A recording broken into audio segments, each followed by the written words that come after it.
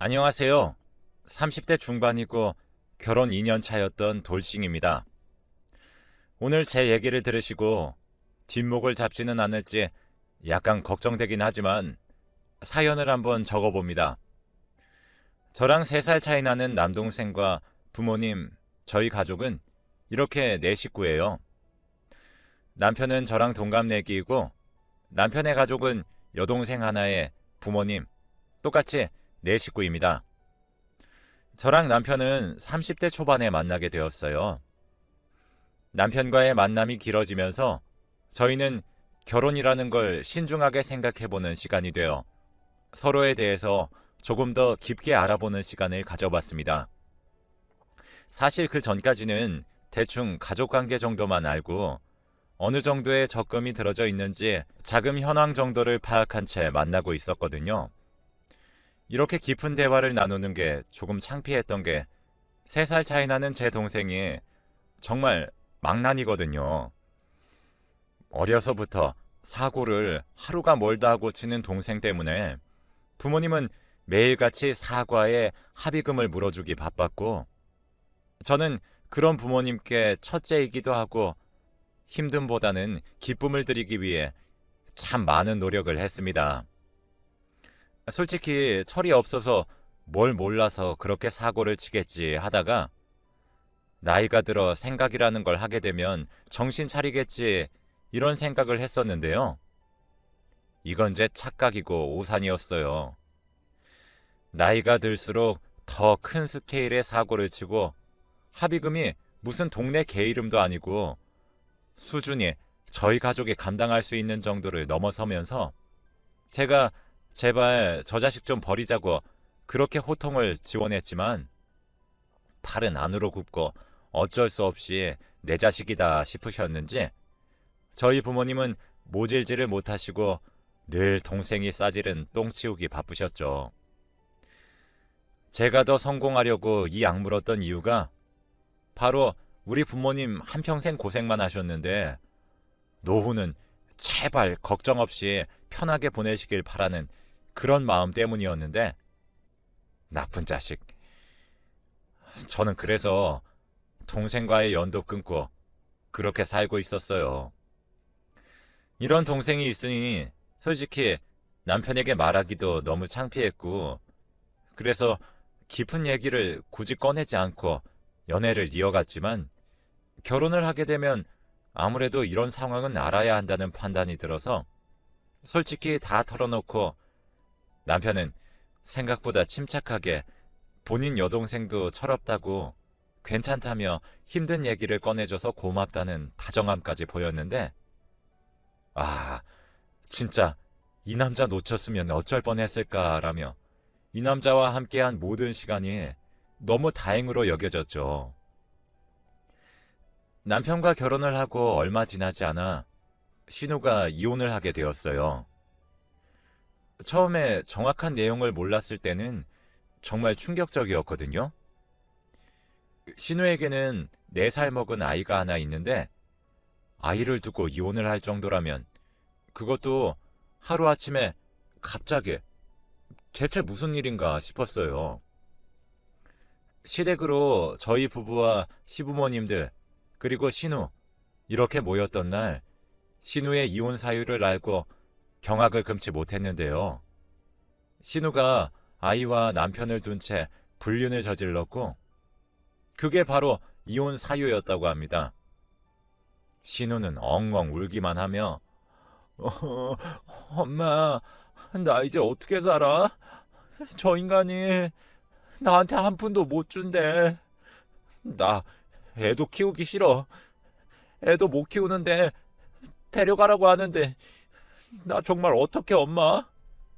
아휴, 넌 그러게 왜 바람을 펴서는 필 거면 걸리질 말든가.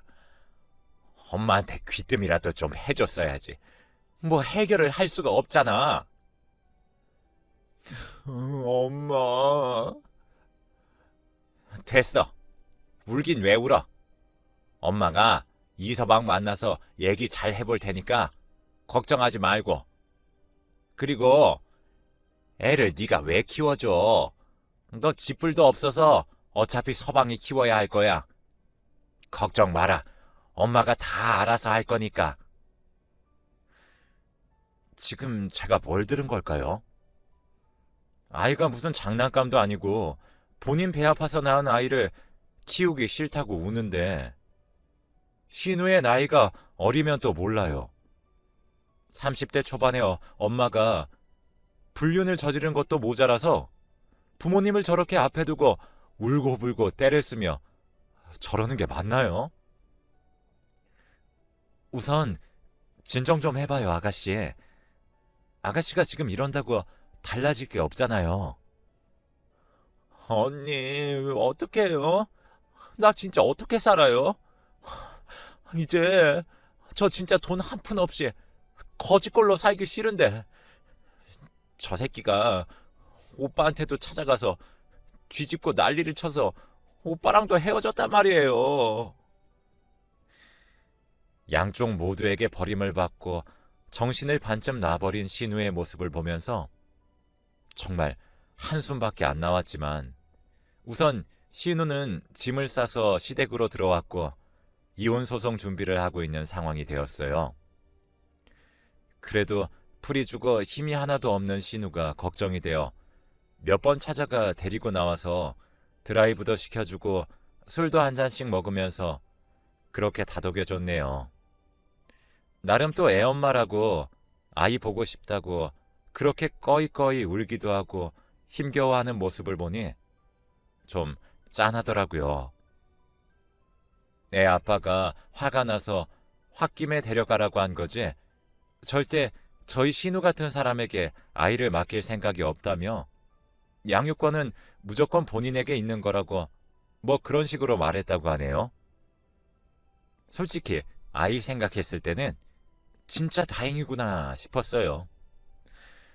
시댁 분위기 자체가 완전 저기압이라 저도 눈치가 보이고 뭐 그런 상태로 한동안은 지냈었습니다.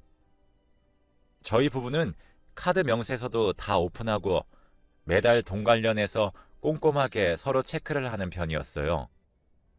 그래서 여느 때와 다름없이 체크를 하던 중 남편의 카드 명세서가 이상한 겁니다.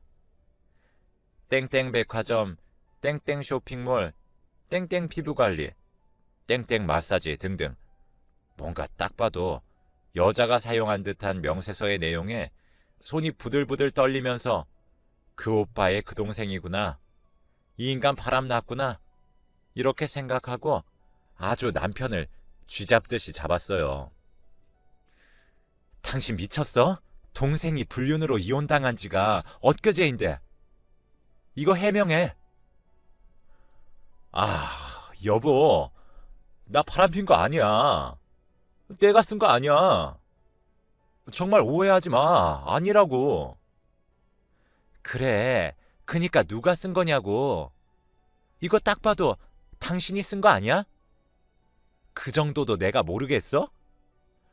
그러니까 누가 쓴 거냐고. 소리를 치며 부들부들 떨리는 몸을 가까스로 진정시키며 듣는 남편의 말은 충격 그 자체였어요. 아니, 사실 그거 내가 아니라 담비가 쓴 거야. 얘가 지금 땡전 한 푼도 없고 불쌍하잖아. 그리고 당장 나도 뭐 현금도 없고 급할 때 쓰라고 내 카드 준 거야. 그게 당신 돈으로 갚는 거야? 그게 지금 말이라고 하는 거야? 문자 올 때마다 무슨 생각했어? 이게 지금 생활비로 쓴 것들이야? 당장 카드 정지시켜서 못 쓰게 하라고 당장! 오빠가 동생 위하는 마음으로 카드 줄 수 있죠. 그런데 자기 동생을 몰라서 덜컥 신용카드를 준 남편이나 또 좋다고 그 나이 먹고 오빠 카드로 사치를 부리고 다닌 동생이나 진짜 치가 떨리더군요. 한 달 만에 사치 부린 비용이 무려 700만 원대예요. 저희 부부는 각자 일한 돈 고정 지출 빼고 적금 넣고 생활비 둘 다 30씩 잡아두고 그렇게 사는데 한 달에 700이라뇨. 이걸 대체 누구 보고 갚으라고 이렇게 쓴 걸까? 진짜 열받아서 도저히 참을 수가 없어 신우에게 전화를 걸었어요. 아가씨, 난데요. 통화 가능해요? 네? 아, 언니. 저 지금 밖이라서 조금 그런데. 왜요? 급한 일이 있어요? 네. 급한 일이 있으니까 좀 조용한 곳 가서 전화 좀 받아봐요. 네, 말씀하세요. 아가씨, 오빠가 카드 준 거 정말 급할 때 생활비로 쓰라고 준 게 목적인데, 아가씨, 지금 돈 한 푼도 없다고 울고불고 한 게 엊그제예요. 그런데 오빠 카드로 마사지며 쇼핑이며 지금 그럴 때예요? 저 언니, 제 오빠예요, 제 오빠. 언니 남편이기 이전에 오빠고 오빠가 쓰라고 준 건데 그걸 왜 언니가 이래라 저래라 해요? 언니가 줄 것도 아니면서. 아, 진짜. 이래서 신우짓을 적당히 해야 한다고. 언니, 지금 제가 늘 웃어주니까 신우 무서운 줄 모르시네? 저도 다른 신우들처럼 신우짓 좀 해볼까요? 신우짓을 하든 말든 알아서 하고요. 저 돈 갚아요, 당장. 일 더 커지기 전에 본인이 쓴 돈 본인이 해결해요. 아가씨, 지금 어린 나이도 아니고 30대예요. 애도 있으면서 어떻게 그렇게 철이 없어요? 남들처럼 쇼핑하고 샵 가서 관리받고 지금 그럴 때예요? 한 푼이라도 더 벌어서 다시 회복해야 될 거 아니에요. 뭐래, 진짜. 저기요, 새언니. 전 원래 그렇게 안 살았어요. 제가 돈을 벌기는 왜 벌어요? 시집 가면 되죠. 이게 다 투자 비용이라고요. 제가 뭐 생각이 없겠어요? 제가 이뻐야 이쁘게 가꾸고 해야 좋은 사람 물 줘. 진짜 나이 차이도 얼마 안 나는데 어쩜 언니는 그렇게 구식이에요? 요즘 누가 내가 벌어 먹고 살아. 그 돈 있으면 더 투자해서 나 꾸미고 가꿔서 좋은 남자 물지. 진짜 저런 생각을 하는 사람이 아직도 존재한다는 것에 충격 그 자체였어요. 너무 열이 뻗쳤지만 절대적 카드값 700만 원을 저희 돈에서 갚기는 너무나도 싫었고 시부모님께 전화를 걸어 말씀드렸죠. 어머님, 아가씨 힘든 거 알고 그이가 생활비로 신용카드를 쥐어준 것 같은데 피부관리에 쇼핑에 이번 달에 카드값이 700만 원을 썼더라고요. 근데 그게 뭐 어쨌다고 그러냐? 네?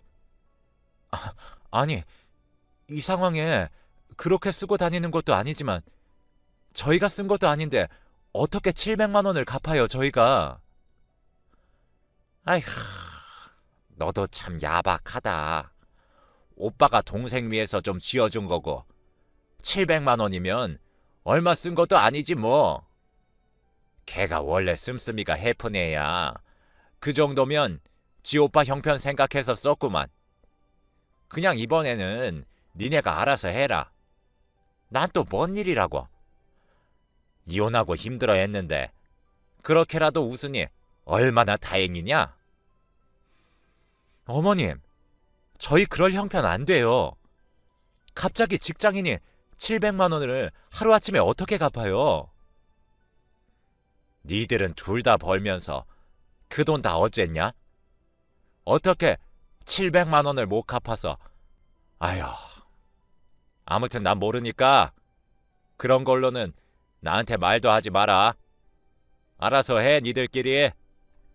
진짜 어이가 없어서 말도 안 나온다는 말을 이럴 때 쓰는 거겠죠. 제가 왜 쓰지도 않은 돈을 당장 카드값을 내야 하는지 내야 하는 날짜는 다가오고 당장 700만 원 때문에 모았던 적금을 해약하고 갚았어요. 진짜 열받았지만 카드 정지를 시켰고 이제 그럴 일 없겠지. 넘기자. 넘기자 하는 마음으로 진정하려고 노력했어요. 그런데 그 다음 달 이번에는 1200만 원. 진짜 기절하는 줄 알았어요. 한 달 전 그 공포스러웠던 상황이 막 생각나면서 손이 달달 떨리더군요. 남편에게 물었더니 정지를 시켰는데 신우가 울고불고 며칠을 빌고 또 빌었다고 하더군요. 진짜 당신 미쳤어? 이거 어떻게 갚을 건데? 알아서 해. 난 몰라. 어차피 당신 신용이고 당신 카드니까 신용 불량자가 되든 말든 알아서 해. 저번이야 뭐 서로 돕자는 마음으로 도와줬지만 이번에는 진짜 신용 불량자가 되든 말든 다 알아서 하라고 냅두려고 다짐했었죠. 며칠 동안은 난리치던 남편이 어느새 조용해지고 조금 불안한 마음이 들었어요. 당신 카드값은 어떻게 해결했어? 엄마가 도와줬어. 신경 쓰지 마. 사실 제가 알아서 하라고 신경 안 쓴다고 질러놔서 더 묻기도 그래서 그냥 냅뒀어요. 확인해보니 정말 갚았길래 그렇구나 하고 말았죠. 하루가 멀다 하고 사건 사고가 빵빵 연속으로 터지는 바람에 정말 멘탈 잡기도 어려웠지만 그런대로 살아가고 있었죠. 모든 일들이 터지기 전까진 말이죠. 오늘 퇴근 몇 시에 하니? 끝나고 집에 좀 들리면 좋겠는데. 어머님. 아마 도착하면 8시쯤 될 거예요. 왜요? 무슨 일 있으세요? 큰일은 아니니까 걱정 말고 빨리 와라. 네. 조금 찜찜하고 마음이 이상하긴 했지만 그러려니 하고 우선은 시댁에 도착했습니다. 남편과 신우까지 온 가족이 거실에 앉아 심각한 얘기를 나누고 있더군요. 왔니? 다름이 아니라 담비가 지금 너무 힘들다. 이렇게 카드를 쓸 게 아니라 너네들이 오빠고 언니니까 또 우리는 한 가족이니까 힘들 때는 서로 도와야지 안 그러냐? 들어보니까 너 모은 돈도 제법 있다고 하던데 우선은 그것 좀 깨서 한 3천만 원 담비한테 투자 좀 해라. 네? 제가 왜요? 왜라니? 넌 우리 가족 아니니? 얘가 네일샵을 오픈하고 싶다는데 돈이 있어야 말이지. 알다시피 우리 집도 여유가 없고 근데 들어보니까 네가 돈을 아주 잘 모아놨다고 하고 어차피 그 돈 당장 쓸 것도 아닌데 은행에 박아둬서 뭐하니? 담비한테 투자하고 나중에 이자 두둑히 받으면 너도 좋잖니? 담비야, 너 새언니 이자 많이 챙겨줄 거지? 당연하지 엄마. 언니 3천만 원 받고 10%를 이자로 줄게요. 어때요? 쏠쏠하죠? 어차피 은행에 있었으면 받지도 못할 돈인데. 아무튼 제가 자리는 오늘 오빠랑 엄마랑 보고 와서 마음에 쏙 드는 곳이 있거든요.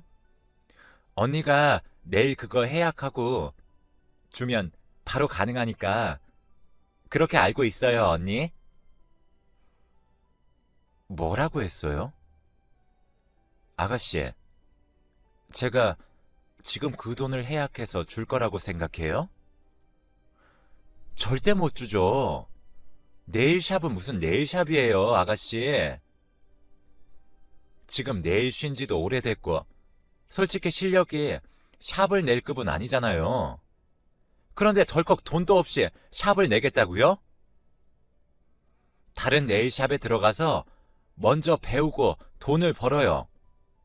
그리고 그 돈으로 알아서 샵을 차려요. 저한테 자꾸 돈돈 거리지 말고. 제가 무슨 이 집에 ATM 기계인가요? 정말 열이 받고 저 철부지를 어쩔까 싶었습니다.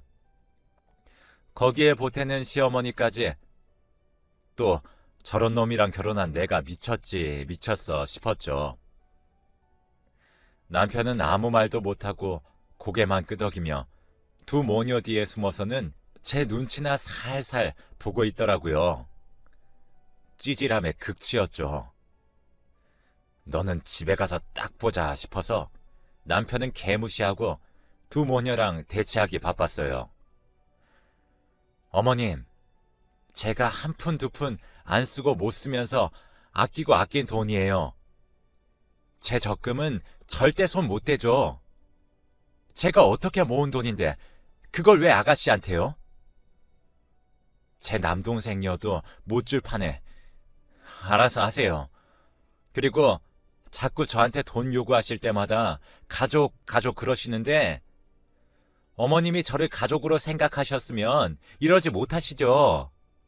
저도 성격이 있고 입 있어요. 그냥 꾹 아무 말도 여태껏 하지 않은 이유는 말해봤자 소용없을 것 같아서 피했던 건데 앞으로는 절대 제가 그러면 안 되겠네요. 저한테 모두 돈 얘기하지 마세요.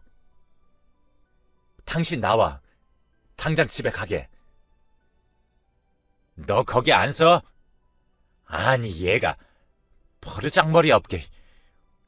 너 지금 나한테 말하는 버릇이 그게 뭐야? 니네 부모가 그렇게 가르치든? 뭐가 그렇게 잘났는데? 네가 지질이 궁상맞게 돈도 쓸 줄도 모르고. 아휴, 그거 은행에 묵혀놨다가 관짝에 가지고 갈 거니? 네, 지질이 궁상맞은 저는 관짝에 꼭 제 적금 안고 갈 거예요. 어려운 사람한테 기부를 하면 했지 이 집에는 단 한 푼도 안 줍니다. 나와.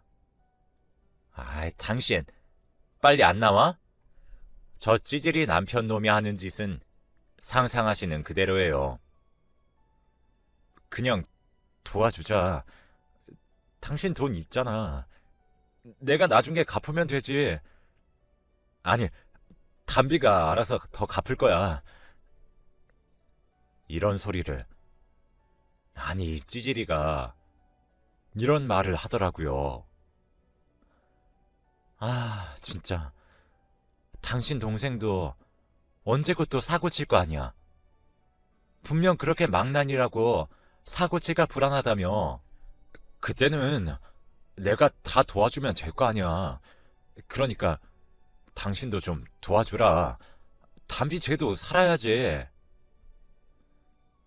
옳다구나. 너 뚫린 입이라고 함부로 아무 말이나 하면 안 된다는 걸 몰랐구나.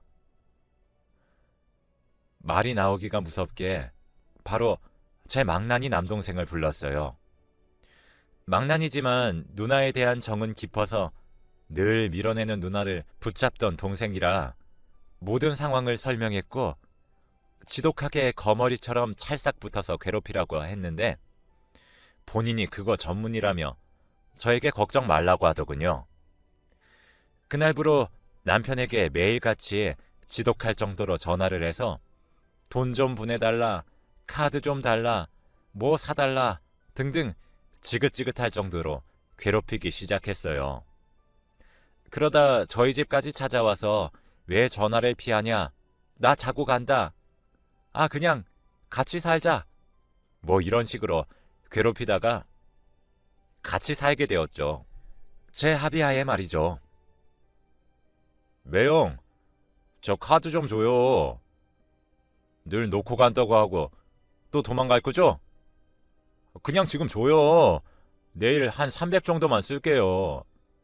제가 돈이 없어서 그래요. 돈이. 저 너무 힘들어요. 진짜 그래서 그래요. 아니, 처남. 근데 돈을 너무 많이 쓰는 거 아니야? 나도 진짜 돈 없어.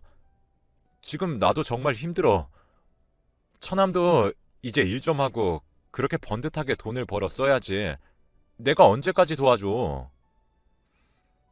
둘의 대화는 늘 이런 식이었고, 한 집에서 살기는 너무 불편하다며 처남을 친정으로 보내라고 매일같이 닥달하는 찌질이의 말에 저는 늘 귀를 닫고 개무시를 해줬어요.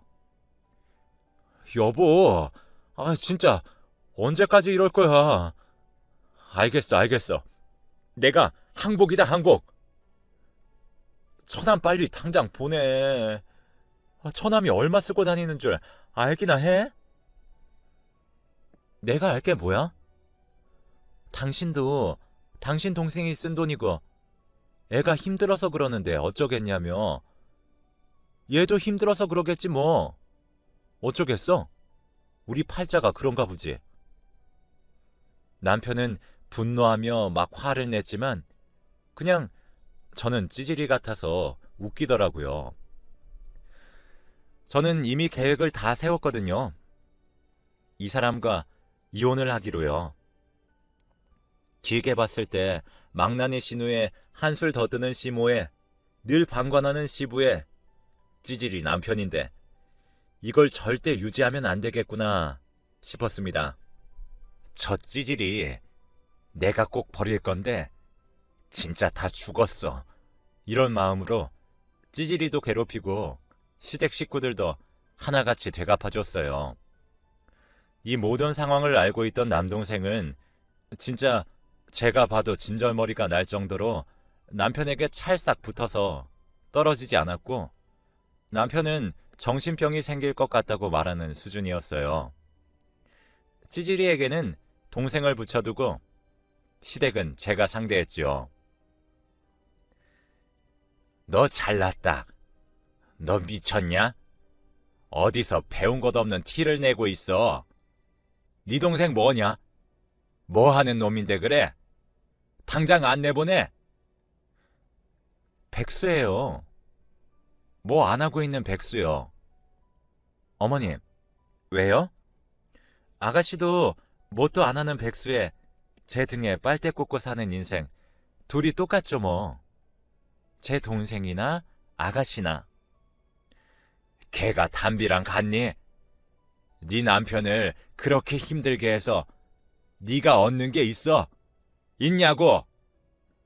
그러게 애초에 네가 그 돈만 해줬어도 담비 제가 지금 샵 차려서 잘해보고 그랬으면 집안이 얼마나 평화롭고 좋니? 너 하나 때문에 이게 지금 무슨 일이니? 거기에 어디서 굴러들어온 저런 것도 동생이라고. 아유 정말 내가 쪽팔려서 어디서 말도 못해 정말. 정말요? 어머님, 저도 그래요. 저도 쪽팔려서 결혼했다고 말 못하겠어요. 남편이 찌질이라고 시댁 식구들이 저를 ATM 기계로 본다고 그걸 누구한테 말해요. 쪽팔리게. 그쵸? 너 해보자는 거냐 지금? 아니요. 뭘 해봐요. 해보고 말고 할 게 있나요? 그 사람이랑 이혼할 거예요. 그렇게 아세요? 시모는 정말 난리에 난리를 치면서 저를 고소한다는데 고소의 뜻은 알고 하는 말인가 싶더라고요. 남편에게도 이혼을 말했고 남동생을 옆에 붙인 순간부터 변호사를 통해 이혼에 유리할 수 있도록 이것저것 준비를 미리 해두고 있었고 어쩌면 남동생 덕분에 제 준비가 더욱 탄탄하게 들키지 않고 할 수 있었던 것 같아요. 남편은 우리가 어쩌다 이렇게 된 건지 모르겠다. 우리 둘은 서로 좋으니 잘해보자고 빌고 또 비는데 결혼이 서로 좋아서 하는 것도 있지만 결국 그 집안과 집안의 만남이기에 저희 부모님도 중요하고 시댁도 중요하다고 생각해요. 저는 남편이 가지고 나갈 수 있는 게 별로 없다 보니 당장은 저한테 울고불고 다들 매달리겠죠. 그치만 제가 덜컥 아이라도 가졌을 때를 생각해보니 끔찍하고 이 사람과의 미래는 불길에 제가 뛰어든 꼴이더라고요. 하루는 시누가, 하루는 시모가, 하루는 시부가, 그리고 남편이 하루 멀다 하고들 전화하고 찾아와서 싹싹 빌고 또 빌고 제발 마음을 돌려달라고 했다가 갑자기 화를 냈다가 난리치기 바쁘던 이 사람들의 모습을 보며 진짜 치를 떨었네요. 제 남동생 역시도 아직 정신 못 차린 망난이지만 그래도 지 가족이고 누나라고 어떻게 이런 대접을 받고 살았냐며 열받아서 시댁 가서 한바탕 뒤집고 사실 애가 참 착한 사람인데 도대체 왜 저렇게 한평생을 정신 못 차리고 사는지 모르겠네요. 시댁 가서 그렇게 뒤집고 나서 번갈아가며 또 전화에 협박에 이혼하는 과정이 너무 힘들긴 했지만 결국 돌싱이 된 지금이 너무나도 좋습니다. 처음에 저의 이혼 소식을 접하시고 부모님이 많이 속상해 하셨지만 제가 힘들고 그런 대접을 받으면서 그곳에 있을 필요가 없다며 됐다며 저 혼자 더 잘 살 거라고 응원을 해주셨어요. 제 동생도 이번에 뭔가 깨달음이 있는 건지 처음으로 이런 말을 하더라고요. 아니 컴퓨터 대충 자격증 좀 따서 편집 알바 같은 거 해보려고 하는데 학원비 좀 내줘. 뭘 배운다고? 편집을 갑자기? 아니 언제까지 이러고 살아 내가. 그래도 컴퓨터 잘 만지고 하니까 그나마 할 수 있겠다 싶어서. 아무튼 대충 돈 좀 보내줘. 끊어.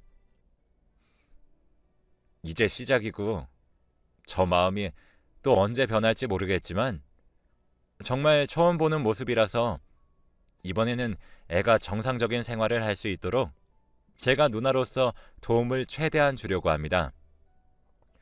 저도 취미생활 즐기면서 그동안 다친 마음을 다스리려고 노력하고 있는데 아직도 그 찌질이가 밤낮 안 가리고 연락 와서는 하루는 매달렸다가 또 하루는 화를 냈다가 반복하고 있고 시모도 똑같아요. 제가 전화를 안 받아주니까 톡으로 아주 장문의 톡을 보내는데 내용은 대충 이렇습니다. 네가 얼마나 잘 살 것 같냐? 니네 집도 우리 집이랑 다른 게 뭐냐? 넌 내가 꼭 망하라고 부처님이고 하느님이고 손이 닳도록 빌어줄 테니까 그렇게 알아. 예, 생각해보니 내가 참 못된 시모였지 싶다. 네가 힘들게 고생해서 번 돈인데 내가 내 아들 돈 아까운 줄은 알면서 네 돈은 쉽게 생각했다.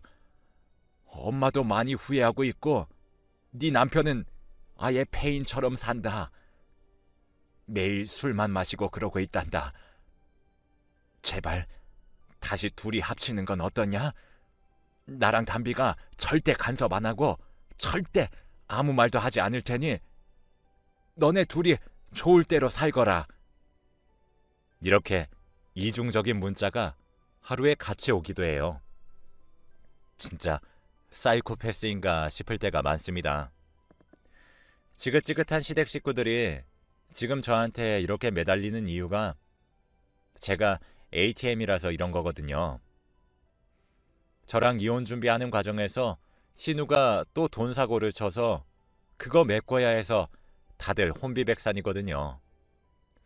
대충 들었던 내용은 사채를 써서 무슨 투자를 했다는데 딱 봐도 그냥 도박인데 호구처럼 걸려들어서는 사채로 빌린 돈 다 잃은 거죠.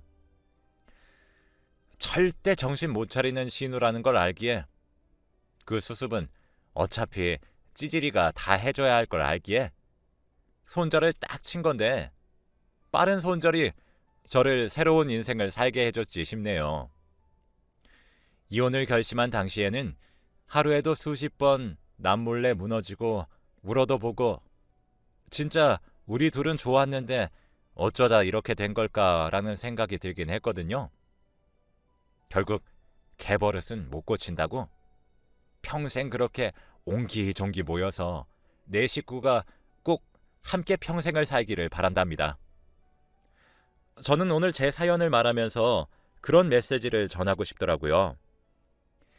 내가 사랑하는 사람이니까 당연히 함께이고 싶고 미래를 그릴 만큼의 확신이 있는 사람과 결혼을 하겠지만 그 사람이 전부일 수는 없으니까 꼭 시댁과 미리 교류도 잘 해보고 이렇게 사고 뭉칠 신우가 없는지도 꼼꼼하게 체크해 보셔서 저처럼 돌싱이 되는 꼴은 면하시길 바랍니다. 우리 모두 호구되지 말고요. 차라리 싸가지로 살아봅시다.